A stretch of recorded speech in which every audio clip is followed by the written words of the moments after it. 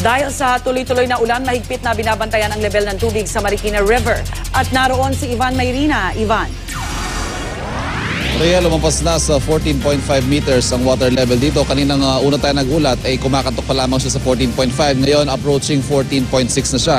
Sa katunayan, dito sa ating kinatatayuan, kanina lamang ay nadadaanan pa ito ng mga sasakyan.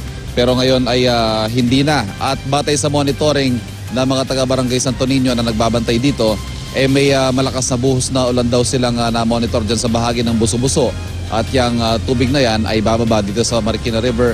Kaya naman inaasahang sa susunod na 1 at 2 oras ay patuloy pong aangat ang water level dito. Wala pa naman pong nakataas na warning sa ngayon. Ang alert level 1 ay patutunugin kapag umabot sa 15 meters ang water level. Medyo malayo-layo pa tayo dyan, bagamat pinapayuhan siyempre yung mga barangay, lalo na yung mga flood prone, partikular itong halimbawa Malanday, Tumanan na patuloy pong mag-monitor dahil hanggang ngayon ay hindi pa rin tumitigil ang malakas na buhos ng ulan. Ulitin lamang po natin, inanunsyo na rin ng lokal na pamahalaan ng Marikina na kanselado na ang klase, all levels, public and private.